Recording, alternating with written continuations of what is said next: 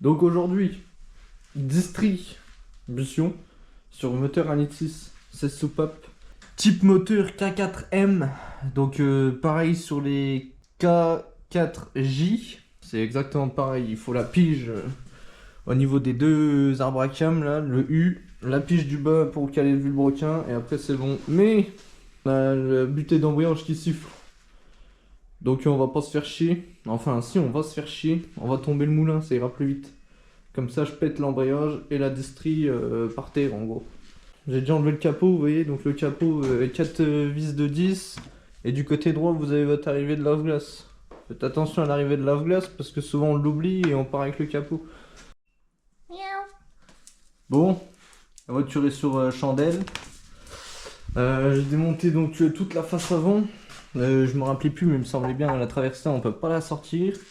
Je commence à regarder un peu tout le faisceau, tout débrancher, tout déconnecter, machin et tout. Il faut que je sors ma barre. Donc normalement j'avais mis des écrous en dessous, exprès pour pouvoir la sortir, mais c'est pas dit que j'arrive. Si les vis elles tournent, je suis dans la merde, il faut que je tombe les amortisseurs parce que je peux pas passer à cause des vis. La traverse supérieure démontée.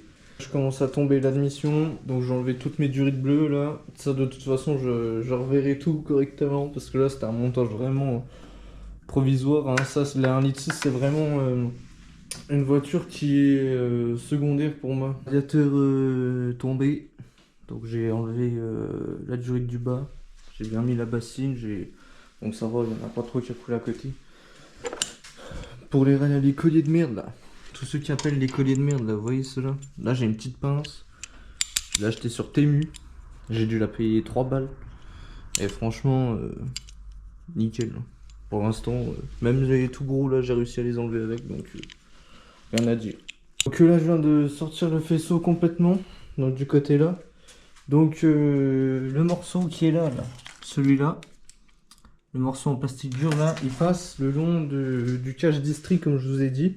Desserrez la vis là, vous enlevez le support et en fait hop, vous pourrez sortir le bordel, voilà, de son lambda, donc qui est en dessous au niveau de votre catalyseur. Donc il faut la tirer, elle sort, elle passe par là, vous voyez, et après elle passe tout le long en dessous. Donc ça c'est un peu la merde. Et le dernier, je pense que c'est le capteur de marche arrière, il passe en dessous du support de boîte avec le tuyau de DA. Que là je vais pouvoir installer la chèvre. Normalement tout est déconnecté, j'ai enlevé les cardans, tout ça. Donc les cardans sur les Clio 2 en vrai ça va vraiment pas mal. Vous enlevez ici là, avec vos deux vis.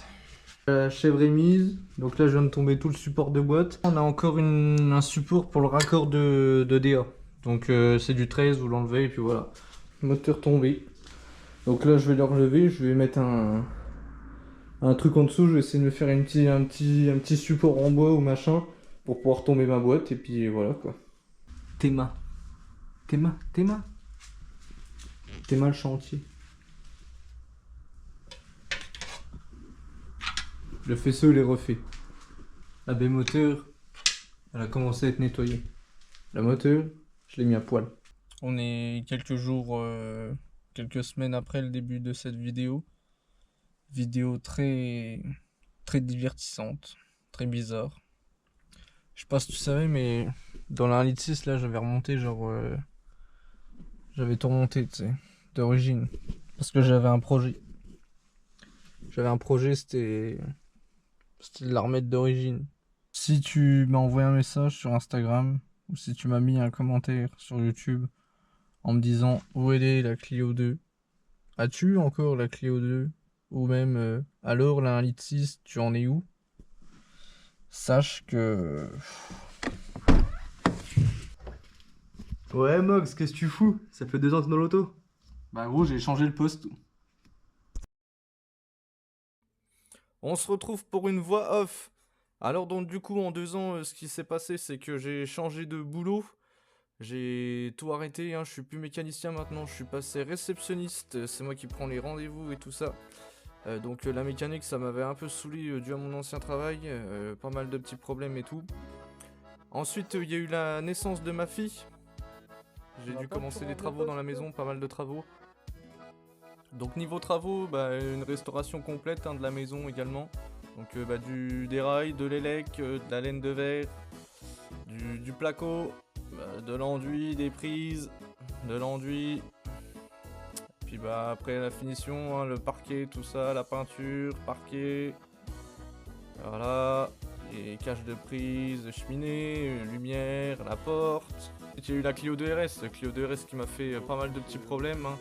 Des gros retours d'échappement, des bugs. Au final, c'était... j'ai changé les bougies, j'ai changé la bobine. Au final, c'était les injecteurs qui étaient pétés. Là, on peut le voir, l'injecteur, la prise pétée. Bon. Elle tournait comme une merde. Ensuite, soufflet de cardan qui était percé. J'ai changé le cardan complet, c'était pas le bon. Je perds 2 semaines, tu vois. Donc, un peu la merde. Ensuite, le radiateur de chauffage qui a pété. Les ressorts qui ont pété, tu vois. Les ressorts pas dispo. Donc, t'attends 6 mois pour trouver une putain d'occasion de ressort. La 1,6 litre, elle, en attendant, bah toujours au même état. Après, j'ai été chercher une Clio 1 du coup, parce que j'ai plus de voiture. Forcément, la 1,6 litre était toujours démontée. Donc, ouais. La petite Clio 1 quoi, en daily, hein, parce que j'étais à pied. Et après, bah, on a attaqué les travaux de ma chambre. Donc là, on a sauté le plafond. Juste pour la petite marche, là, que tu vois en bas à gauche. Donc, du coup, on a rehaussé le mur. Là, on a ouvert le mur pour une putain de porte casette de merde. On a fait des trous. Beaucoup de trous. On a mis des poutres. On a rehaussé le sol du coup de quasiment 60 cm il me semble. Bah pareil, un placo, isolation, enduit, élec, la porte casette de merde. Là bah, les finitions, un parquet, machin, tout. À total. Et puis voilà. Ensuite bah toujours pareil. Là du coup on passe de l'autre côté, dans les combles. Tout au bout là-haut c'est mon atelier. Donc du coup bah tu vois genre hop on a dû tout sauter. On a refait des trous pareil pour refaire un plafond, on a remis des poutres. Là j'ai décidé d'abattre le mur, donc on remet une poutre en maintien, tu vois, des poutres, des rails, du placo, le sol, enfin tu vois, genre voilà, les rails, la laine de verre, la plomberie. J'ai un 1,6 litre, du coup je peux enfin me remettre dessus, voilà, le moteur. Donc j'avais déjà commencé un petit peu avant, hein, tout ce qui est nettoyage et préparation de pièces et accessoires. Et puis bah j'ai rien filmé. Les poulies c'était pas les bonnes d'Arbracam. Elles sont soudées les d'origine et il faut mettre des moulets. Sinon les soudées elles risquent de casser et de tomber dans la distribution. Ça c'est la référence, je te la donne. Donc pareil, bah perte de temps à chaque fois. Et puis là le moteur remonté, le moteur il était repeint complet, j'ai juste la boîte où j'ai pas eu le temps de la faire correctement. Mais là du coup maintenant c'est bon, la 1,6 litre est terminé.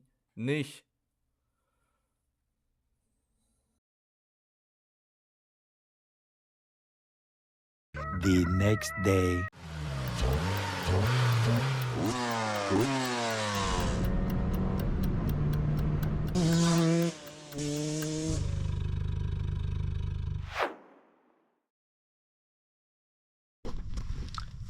On est quelques jours plus tard, du coup on est à bord de la 1,6 litre. Je suis désolé, elle est complètement dégueulasse, mais là je viens de faire une petite session rallye tranquille. Donc du coup, désolé hein, pour le remontage et tout ça. Vous avez pas vu grand chose, mais comme j'ai dit, hein, j'avais plus trop le temps. J'avais pas mal de petites choses à faire avant, donc bah les priorités hein, forcément. Les véhicules et tout ça, on va dire, ça passe au second plan. Il restera quelques petites conneries. Les jantes, il faut que je les remplace parce que ça, c'est les jantes d'origine de ma RS1.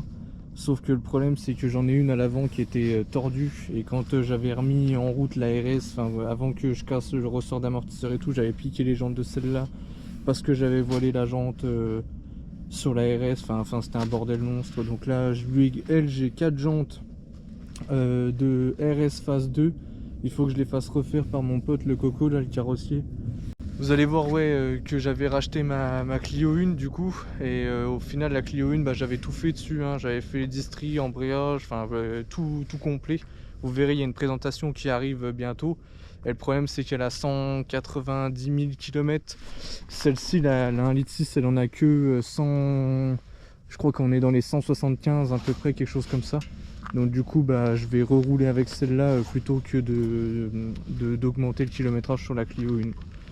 Du coup niveau moteur sur la 1,6 litre, bah, je sais pas si on le voyait correctement dans la vidéo. J'ai fait une réfection complète du bloc, hein. Donc peinture entièrement refaite et tout ça, hybride 1000 feux.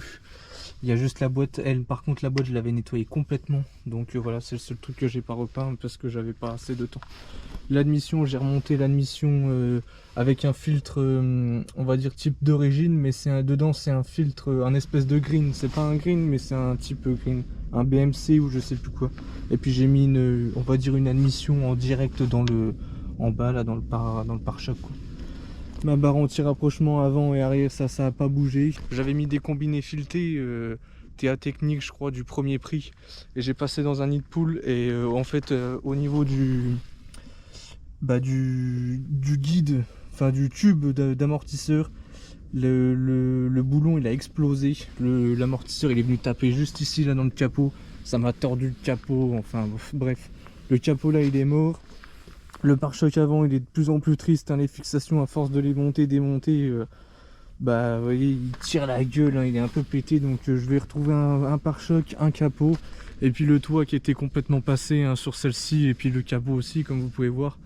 Donc pareil, je pense que peut-être pas cette année, mais l'année prochaine ou d'ici peu, il y aura une peinture complète qui sera réalisée dessus. Mais le problème c'est qu'à savoir la base couleur c'est un noir nacré. Et malheureusement les nacrés c'est quand même pas trop donné. Désolé si vous entendez un bruit de ouf dans le fond, mais j'habite près d'une base aérienne et les mardis et les jeudis les chasseurs ils sont de sortie. Ils font des entraînements hein, donc en fond il y aura peut-être des bruits d'avion, désolé. Et donc du coup au final pourquoi on va dire je l'ai remonté comme ça et que j'ai pas fait un projet turbo ou autre, c'est parce que pour ce moteur là en fait il existe quasiment rien. On va dire en montage turbo, en pièces déjà faites, style des collecteurs d'échappement et tout ça. Un collecteur sur mesure, je sais pas, c'est dans les 300, entre 300 et 500 euros, j'ai envie de dire grand max. Donc tu as déjà genre 500 balles à mettre dedans. Ensuite il faut des bielles forgées, les bielles forgées pour les moteurs là, pareil, c'est 500 balles. Les turbos, tu vois, tu prends des Max Speeding Roads, mais c'est pareil, hein, c'est en fait tout le délire de faire un montage turbo, c'est pas prévu pour et c'est un bordel monstre, tu vois. C'est une injection électronique, donc le délire c'est pareil, hein, tu prends une Max EQ, une Max EQ c'est 1000 boules en gestion électronique, tu vois, donc au final en petit budget c'est un peu compliqué. Peut-être par la suite on lui mettra genre un Decata ou autre, c'est tout ce qu'on lui fera dessus. Les amortisseurs rabaissés, les jantes, on va dire les cales d'élargissement, tout ça, les cylindres en bloc renforcés, mais c'est tout. Barre anti-rapprochement avant et arrière comme j'ai déjà dit, et puis c'est tout. Ensuite en intérieur pareil, je l'ai remonté d'origine hein, parce que comme je vous ai dit, après j'avais plus de bagnole avant de racheter la Clio 1. Donc du coup j'allais pas aller au boulot en baquet et tout, tu vois, c'était un peu compliqué, ça fait là le bordel les baquets, et puis la caisse était un peu vidée, donc pareil pour rouler tous les jours c'était chiant. Donc j'ai remonté tout l'intérieur d'origine. Et puis pareil hein, dans la vidéo vous avez entendu, j'ai dit j'ai changé le poste parce qu'en gros j'ai mis un CarPlay AliExpress. Donc pareil, je pense que je vais vous faire une petite vidéo détaillée de ça.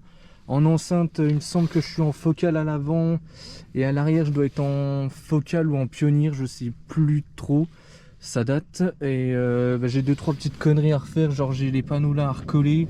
Enfin c'est vraiment de la bidouille hein. En intérieur il était plutôt propre, il y avait juste 2-3 petits accros quelque part par là. Le rétro intérieur aussi qui était un petit peu défoncé. Pareil j'ai passé tout l'éclairage en LED.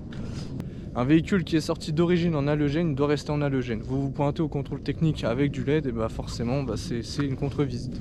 Donc si vous n'êtes pas habile de vos doigts à changer les ampoules vite fait avant le contrôle technique, laissez tomber, ça sert à rien. Mais voilà, j'avais passé tout l'éclairage au LED. Donc pour moi il y a un vrai gain hein, parce que moi je suis on va dire en campagne, j'ai que des routes de bois dans ce style là. Donc les bestioles ils disent coucou à la dernière minute. Coucou petite perruche. Coucou petite perruche. Et pourquoi je vous dis ça, c'est parce qu'en fait moi on va dire un de mes rêves ça a toujours été d'avoir une putain de voiture en turbo, tu vois. Et au final je voulais faire du coup là-dessus, à savoir les gars aussi c'est pareil hein, vous avez pas vu mais pour faire le montage turbo j'avais même été chercher un 2 litres F4 RT. C'était pas un de Mégane RS mais c'était en gros un de Laguna quelque chose, mais c'était exactement la même base. Et au final pour le monter on va dire dans une Clio 2, je pensais que c'était plug and play, Mais le problème, c'est qu'en fait, des blocs F4R, il y en a 2 modèles. En gros, il y a les petits blocs et les gros blocs. Et moi, ça, je savais pas. Comme ma Clio 2 RS1, c'est un F4R de base, je me suis dit, bah ça rentre dedans, hein, c'est un F4R, il y a juste le T pour le turbo. Et bah non, en fait, les F4R de Clio 2 RS et Clio 3 RS, il me semble que ça c'est les mêmes, à vérifier. Mais en gros, c'est les petits blocs, donc c'est avec des boîtes, on va dire, type standard, des JB, je crois que c'est les JB5 ou je sais plus quoi, en embrayage... on va dire mécanique, et tout ce qui est Mégane 2, Laguna, les autres, les gros blocs, du coup ça c'est des embrayages hydrauliques, et donc du coup c'est pas du tout pareil. Il y a énormément de modifs. J'avais déjà le bon support au niveau de la boîte, donc ça j'avais pas trop de problème. J'avais le bon support également à ce niveau là, donc pareil, ça pas trop de problème. Par contre l'anticouple en dessous c'était pas du tout le même, il y aurait eu une modif à faire. Après, à modifier, c'est pas le plus chiant, hein, mais c'était surtout au niveau de la commande d'embrayage. Comme je vous ai dit, là on est en mécanique, il fallait remettre tout un pédalier hydraulique et tout, modifier la caisse.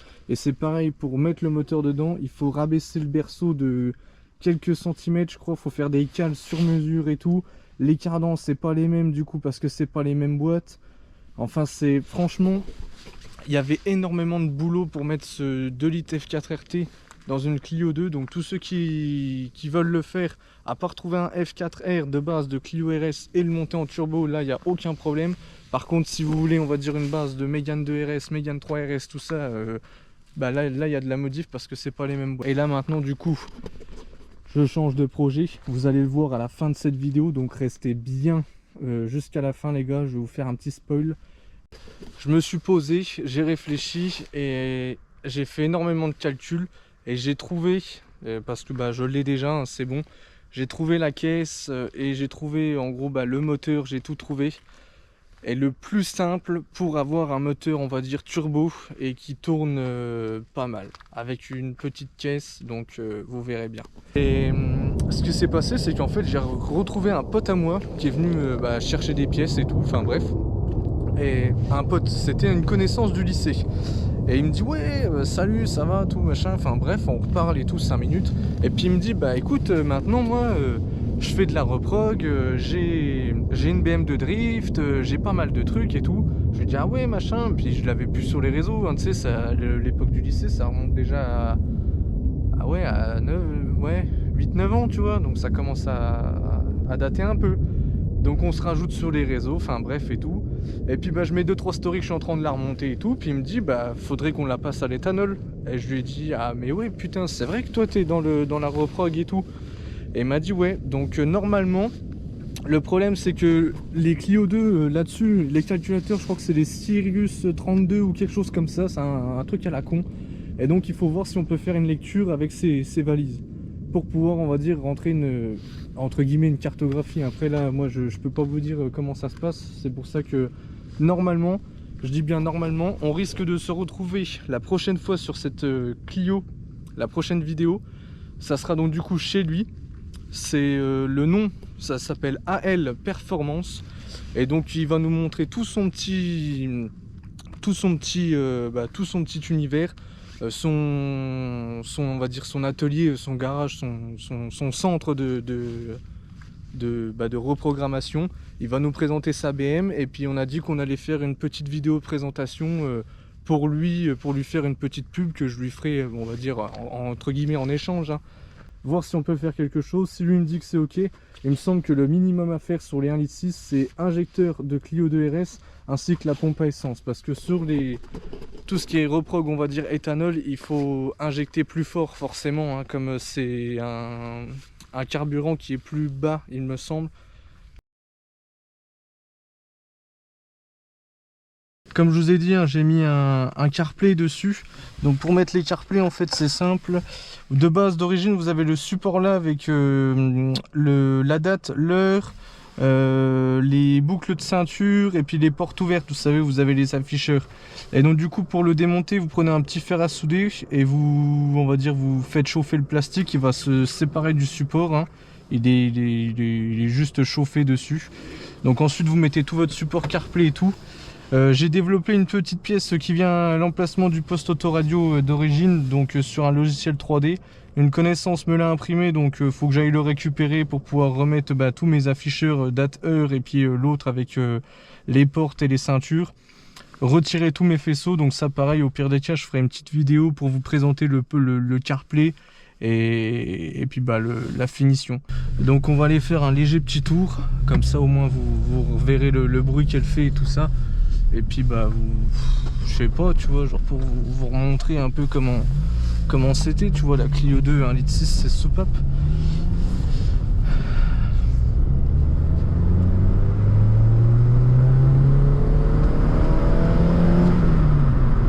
Donc niveau bruit, elle est bien présente, hein. On va dire l'espèce de ligne là que j'avais fait, donc le collecteur et tout ça, plus l'admission, ça chante toujours aussi bien. C'est toujours plaisant on va dire de taper dedans un petit peu, quoi. Mais bon voilà. Donc on fait vraiment un petit trajet, hein, juste pour vous montrer le bruit.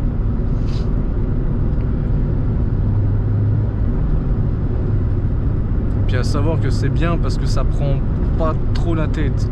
C'est pas une ligne en full tube qui va zoner dans l'habitacle pendant je sais pas combien de temps, tu sais, genre à te péter le crâne.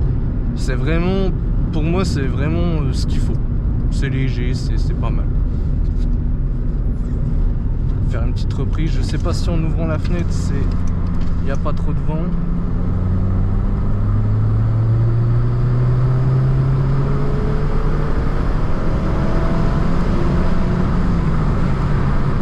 Mais voilà, tu vois, genre ça marche plutôt pas mal.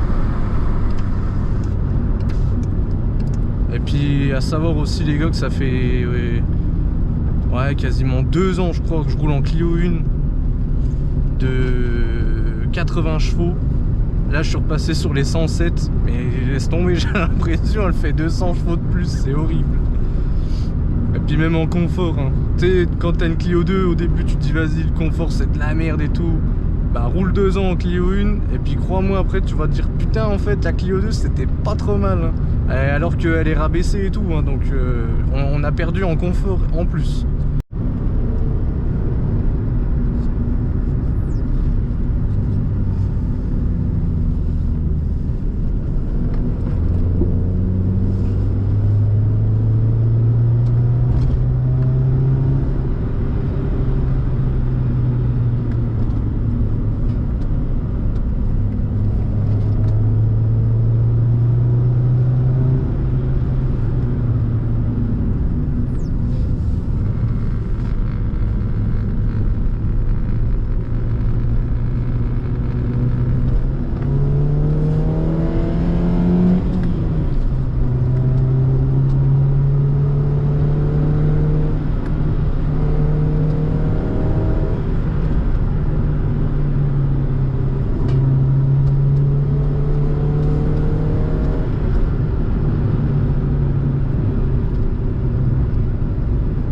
Les gars, je fais pas trop le con, hein.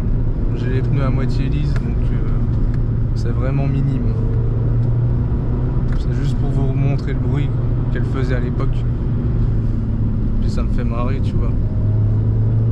Mais elle est quand même vachement précise dans la direction et tout.